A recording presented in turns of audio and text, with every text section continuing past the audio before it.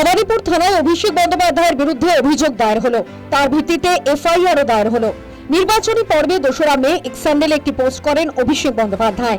সেই পোস্টে তিনি লেখেন, এ জীবনে বাংলা বিরোধী গুজরাটি গ্যাং এবং তাদের অনুচর জ্ঞানেশ কুমার ডায়মন্ড হারবার মডেলে দাঁত ফোটাতে পারবেন না।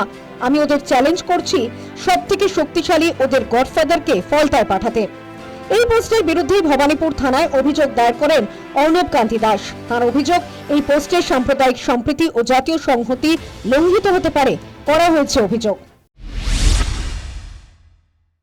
অভিষেকের তো আমি তো নিজেও বলেছি অনেক যে একটা ডেপো এবং বকাটে ছেলে, এত ঔদ্ধত্য কাকে অপমান করেনি আর এই সমস্ত কথা বলতেই তো অভ্যস্ত, এবং ওকে কেউ নিষেধও করে না। ওইটুকুনি একটা ছেলে, দলেরও কেউ নিষেধ করে না, মমতাও কোনোদিন নিষেধ করেনি।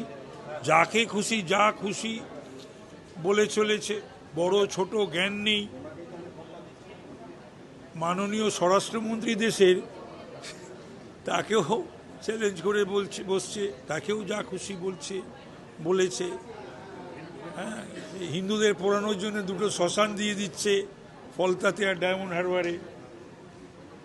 এই যে এই অহংকার, স্পর্ধা, ঔদ্ধত্য, এরই বিরুদ্ধে তো ভোট হলো। এটা মমতারও আছে, অভিষেকেরও আছে। এর আগে অভিষেক বন্দ্যোপাধ্যায়ের বিরুদ্ধে 5টি এফআইআর দায়ের করা হয়। মামলা খারিজের জন্য অভিষেক আদালতের দ্বারস্থ হলেও সেই আবেদন খারিজ করে দেন বিচারপতি। বরং সেদিন আদালতে বিচারকের ভৎসনার মুখে পড়তে হয় তৃণমূল সাংসদকে। অভিষেকের বিরুদ্ধে কড়া অবস্থানে নিষেধাজ্ঞা জারি করেও তদন্ত জারি রাখার নির্দেশ দেন বিচারপতি। অন্যদিকে অভিষেক বন্দ্যোপাধ্যায়ের সম্পত্তি নিয়েও কড়া অবস্থান নিয়েছে কলকাতা পুরসভা। অভিষেকের 17টি বাড়ির প্ল্যান জমা দেওয়ার নির্দেশ দিয়েছিল পুরসভার বিল্ডিং বিভাগ। এবার তার সঙ্গে এলিভেশন ড্রয়িংও জমা দিতে বলা হয়েছে। এলিভেশন ড্রয়িং হলো বাড়ি তৈরির আগে হাতে আঁকা নকশা।